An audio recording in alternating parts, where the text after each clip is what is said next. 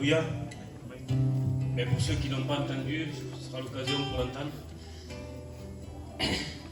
Mais j'ai grandi dans un foyer chrétien.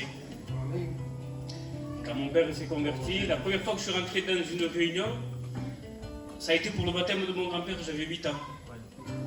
Et bien sûr, on était une famille gitane comme il le faut, des vrais gitanes. Donc on avait même peur des assemblées.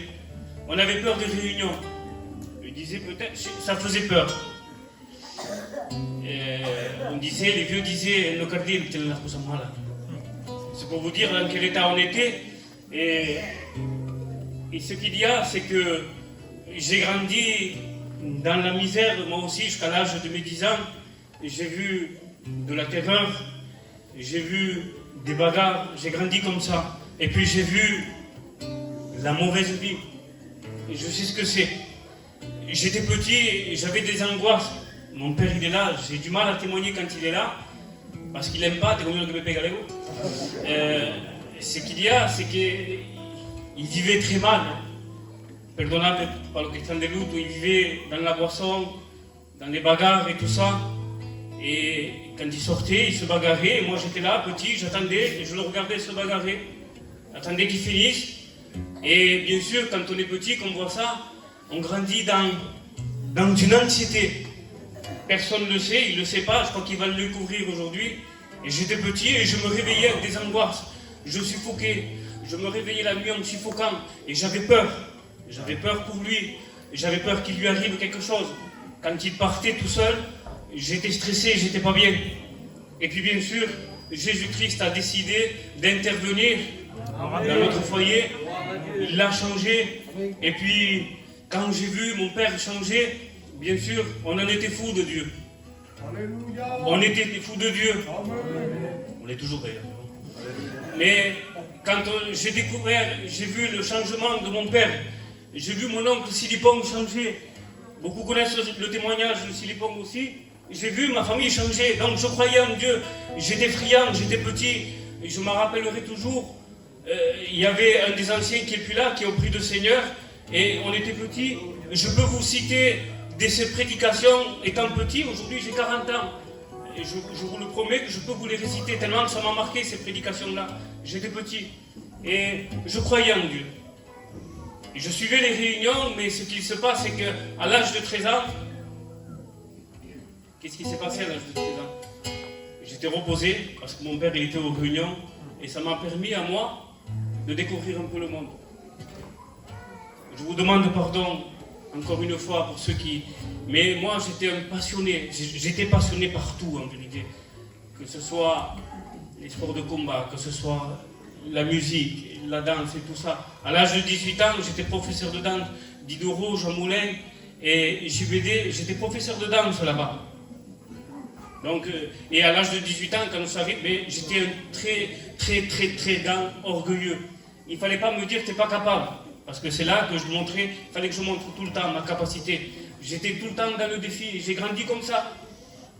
Mais ce qui s'est passé, c'est que quand j'ai grandi dans ces choses de Dieu, il y avait toujours un petit quelque chose de Dieu.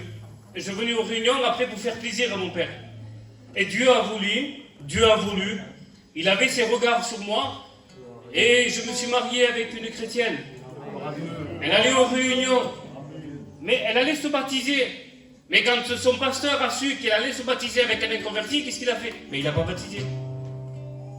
Et si vous voulez, Dieu connaît tout, Dieu contrôle tout. À l'âge de 28 ans, bien sûr, à travers une épreuve, j'ai du mal à les raconter parce qu'ils sont là aussi. Et ma soeur a perdu un de ses petits. Et bien sûr, en connaissant les choses de Dieu, on veut parler, nous, de Dieu, mais sans connaître Dieu. Vous le comprenez?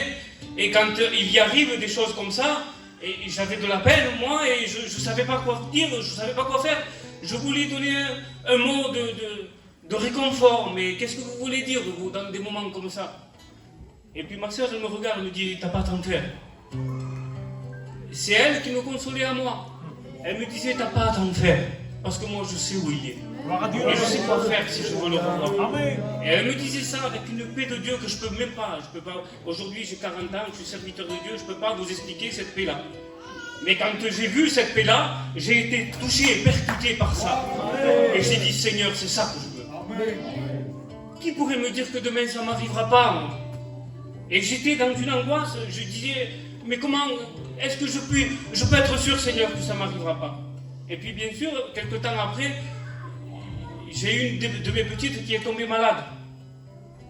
Et puis bien sûr, c'était la grippe A à l'époque, il y avait beaucoup d'enfants qui partaient de ça. Bien sûr, j'étais angoissé. Et puis ma belle-mère, c'était une inconvertie, c'était pas une chrétienne, elle dit, pourquoi tu n'appelles pas le pasteur? Et à l'époque, c'était Johnny qui avait Aubenas, j'étais à Aubenas. Elle dit, oui, appelez le pasteur, elle est là la solution. Et puis le pasteur arrive, et moi je ne voulais pas parler du pasteur, je ne voulais pas parler avec lui. Je dis parce que si je parle avec lui, il va ramener à la réunion. Mais je savais que Dieu c'était la solution. Et puis, il part, je laisse ma femme, et ma belle-mère parlait avec lui. Et il me regarde à moi, lui. Et il dit, tu sais, tu as eu la bonne réaction.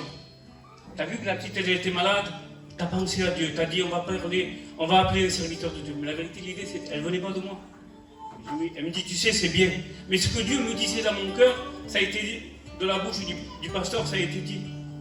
Tu sais, on a besoin de Dieu tous les jours. Tu as toujours besoin de Dieu. Là, aujourd'hui, on va prier pour la petite. Dieu va intervenir. Mais sache que tu as tous les jours besoin de lui. Et bien sûr, j'avais beaucoup de choses, moi, dans ma vie. Et en connaissant les choses de Dieu, je disais, il va falloir faire ça, il va falloir faire ça, il va falloir faire ça. J'arriverai pas. Mais j'avais une soif terrible de Dieu. Et j'ai dit, Seigneur, j'ai parlé comme ça à Dieu. J'ai dit, Seigneur, voilà, j'ai toujours entendu parler de toi. Je sais de quoi tu es capable. Mais moi, j'en ai marre d'entendre parler de toi. Excusez-moi, mais c'est les mots que je dis. Mais moi, je veux réellement connaître qui tu es maintenant. Donc, ne me demande pas à moi de ce qu'il faut délaisser. J'ai peur de délaisser et puis après de retourner. J'aimais trop ce que je pratiquais. Et je dis, Seigneur, je vais me préoccuper, je veux savoir qui tu es. Et j'allais aux réunions. Vous avez vu un taureau quand il est décidé à foncer, c'est pareil. J'allais aux réunions comme ça, et je voulais découvrir qui était Dieu. Et puis bien sûr, un jour avec un frère, on m'amène dans une librairie biblique, j'ai acheté une Bible. Ça a été la plus belle chose que j'ai achetée de toute ma vie. Et puis bien sûr, quand j'allais aux réunions, j'avais l'impression que toutes les réunions, elles étaient pour moi. On aurait dit que Dieu était pour moi. Dieu était en train de me parler. Il y avait plein de personnes. Il y avait à peu près à l'époque 80-100 personnes. Non, il n'y avait que moi. On dirait que c'était entre moi et Dieu. Mais quand j'ai acheté cette Bible, je la dévorais. Je ne la lâchais pas. Je ne la lâchais pas jusqu'à un tel point. Les pasteurs m'appelaient le Bérien. Et moi, je pensais qu'ils m'appelaient le Bérien parce que j'avais tout le temps un Bérien à l'époque. Je ne savais pas. Mais après, quand j'ai vu dans la parole de Dieu que les Bériens, c'était ceux qui analysaient la parole avec la Bible. Et j'avais compris pourquoi. Et en recherchant, en regardant dans toute la parole de Dieu, qui il était Dieu, je me découvrais en même temps, moi aussi. Mais je me disais, mais Seigneur, mais c'est pas possible. Et ce que la Bible a fait de moi, elle a détruit tout ce que j'étais. Mais je ne raconte pas les conneries. Je vous le promets, je suis un serviteur de Dieu. En découvrant Dieu, je me suis découvert. Et vous savez, j'étais un homme très orgueilleux. Il ne fallait pas me dire, t'es pas capable, parce que c'était pas la peine. Et en me découvrant, ça a détruit toute ma personnalité. Et un jour, quand ma personnalité elle était détruite, et bien là, Dieu me dit, maintenant tu vas me servir. Et j'ai dit, Seigneur, moi maintenant te servir? Mais c'est pas la peine. Seigneur, avec tout ce que tu m'as fait voir sur moi, je ne suis pas capable. Oui, mais c'est bien ça. C'est ce que je voulais que tu saches. Parce que tu croyais que tu étais capable à tout, maintenant tu as vu que tu n'es capable de rien. Donc tu sais maintenant que tout ce qui va t'arriver dans ta vie, c'est à cause de moi. Et de moi seul. Et je dis oui, je ne vous cache pas, je vous le raconte vite fait, j'ai refusé pendant 7 ans. Kiki est là, il le sait, j'ai refusé l'appel de Dieu pendant 7 ans. Pour moi, c'était quelque chose de terrible. Mais aujourd'hui, je sais que je repose en lui, je ne repose pas en moi. Même aujourd'hui, en étant serviteur de Dieu, je sais que je ne suis pas capable à faire le bien que Dieu me dit. Mais en lui, tout, le frère, il a dit dans sa prière, nous pouvons tout par celui qui nous fortifie. Et je vous le promets que j'ai demandé pardon la première fois que je suis venu à Dieu d'un cœur repenti. Mais plus je lisais la parole de Dieu, et plus je sentais que j'avais besoin du pardon de Dieu. Gloria. Amen. Que Dieu vous bénisse. Amen.